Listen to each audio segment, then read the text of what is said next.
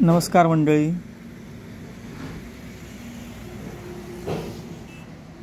आजच्या गोष्टीचं नाव आहे ग्रेट जिम. अण्णा आणि त्यांचा नातू म्हणजे सचिन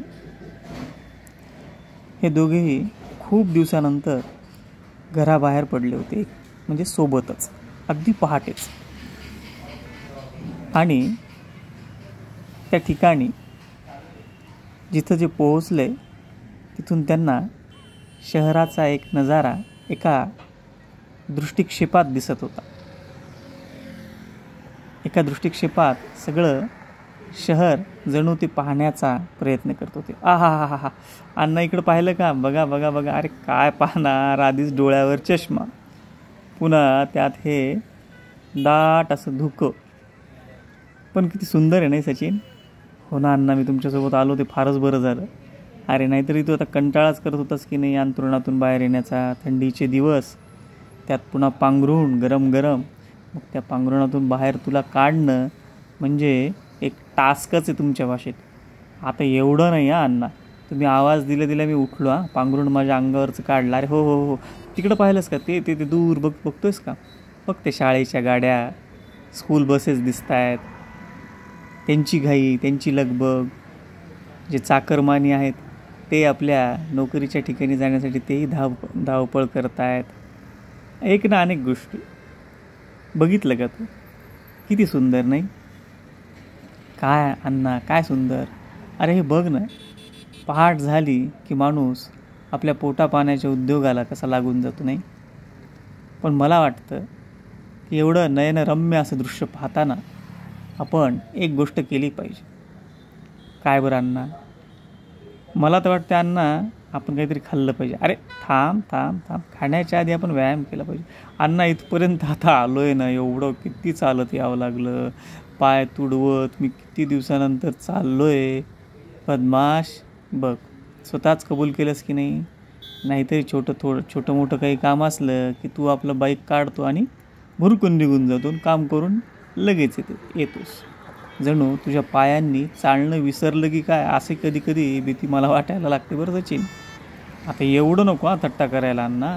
मी तुमचं ऐकतोय म्हणून तुम्ही एवढं नका करू. माझी एवढी खिल्ली नका उडू. मी चालतो बरं का, बऱ्यापैकी चालतो. मित्रांसोबत जाताना, म्हणजे बाहेर कुठं जायचं म्हणलं की आम्ही अनेकदा आठवड्यातनं एकदा बाईक स्किप करतो. बाप रे बाप, फार म्हणजे अगदी तुमचा हा त्याग बघून मला खरोखरच काय सांगू आता, माझं अगदी हृदय. अण्णा अण्णा अण्णा, सकाळी ॲक्टिंग बंद करा. मला तुम्ही जे सांगणार होता ना ते सांगा. सांगतो राजा. अरे आपल्याला काय करायचं आहे माहिती का? आपल्याला करायचा आहे व्यायाम, जबरदस्त व्यायाम. अण्णा मी जिममध्ये जातो ना, कसला व्यायाम? अरे चल तर. असं म्हणून अण्णांनी सचिनला, म्हणजे त्यांच्या लाडक्या नातवाला, ते घेऊन एका झाडाखाली गेले. तिथं दूरपर्यंत अशी इमारत म्हणून नव्हती, असं खुलं मैदान सचिनला दिसू लागलं. तिथं प्रत्येकजण काही ना काही खेळत होता. कोणी व्यायाम करत होतं, कोणी जॉगिंग, कोणी चालत होतं, कोणी योगा, कोणी प्राणायाम वगैरे वगैरे.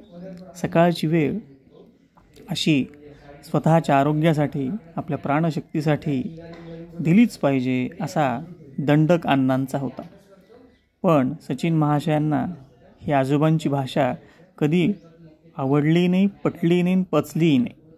त्यामुळं त्या दोघांचं नेहमी त्यांची शाब्दिक जुगलबंदी ऐकण्यासारखीच असायची.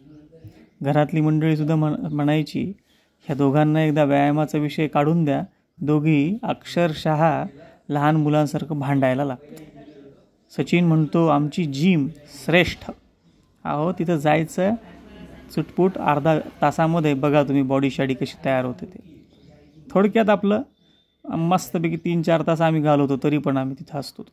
भरपूर हे करतो, भरपूर काय काय खातो, आणि बघा मग आता माझी बॉडी कशी झाली. अरे हो हो सचिन महाशय, ठीक आहे, पण तुमची बॉडी टिकणार नाही आहे.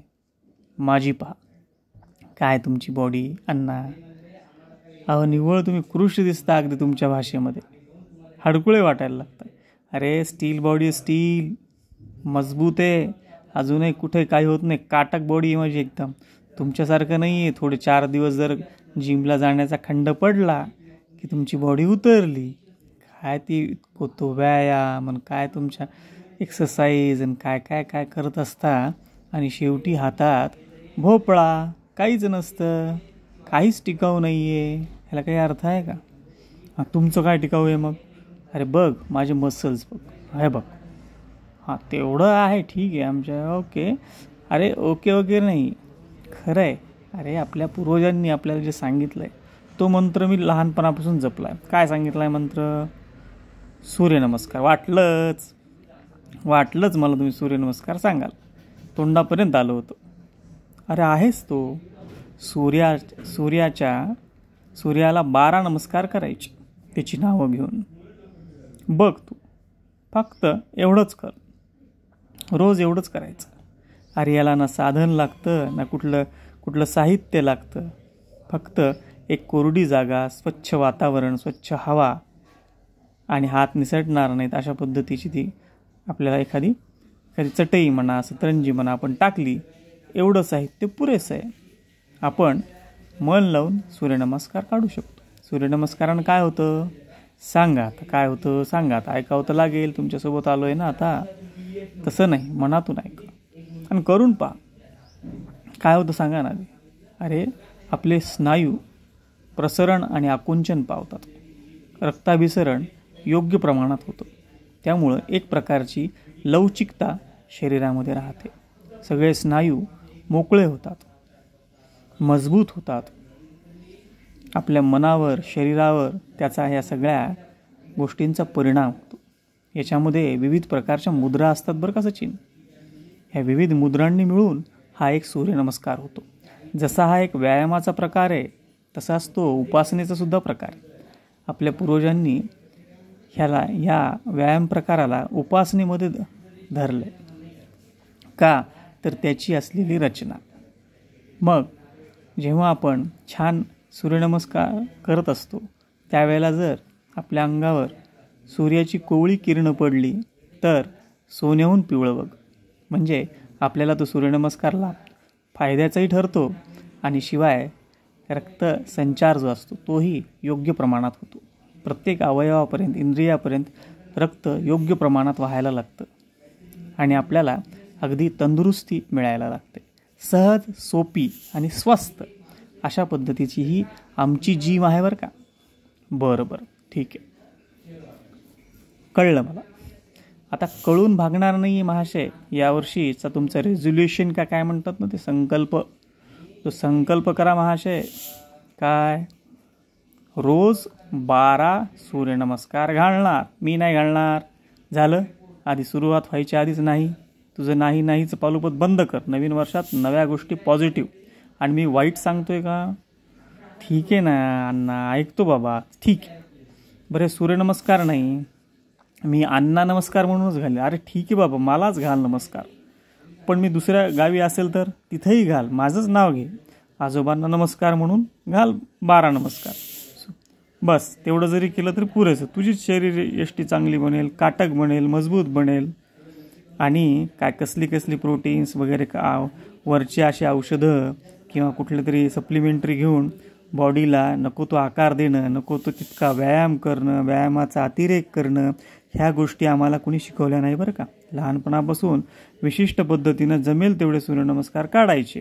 नंतर आपल्या हळूहळू ती आपली क्षमता वाढली की आपण सूर्यनमस्कारांची संख्यासुद्धा वाढवायची, असे आमचे वाडवडील सांगायचे. त्या पद्धतीनं आम्ही करायचो. आम्ही अनेक असे पैलवान बघितले की सूर्यनमस्कार सुंदर करत होते आणि त्यांनी अनेक अक्षरशः कुस्त्या जिंकल्या. हो, अरे हो, सूर्यनमस्काराच्या जोरावर त्यांनी ह्या सगळ्या गोष्टी, त्यांची सुरुवात सूर्यनमस्कारापासूनच व्हायची. त्यांच्या सगळ्या व्यायामांची हे पूर्वापार चालत आलेलं आहे. ह्याच्यामागं शास्त्र आहे. असं नाही आहे की काहीतरी मला वाटतंय म्हणून, असं नाही आहे. ह्याच्यामध्ये शास्त्र आहे. हे शास्त्र समजून घे आणि ह्याचा अंगीकार कर. एवढंच मला सांगायचं. तुझ्या नवीन वर्षाच्या निमित्तानं मला तुला हा संकल्प तू करावास असं माझा फार आग्रह आहे. ठीक आहे अण्णा, मी तुमचं ऐकेन. बस सचिननं त्या दिवसापासून सूर्यनमस्कार घालायला सुरुवात केली आणि 15 दिवसानंतर सचिन स्वतःच बोलू लागला, अण्णा आमच्या जिमपेक्षा तुमची जिम ग्रेटच बरं.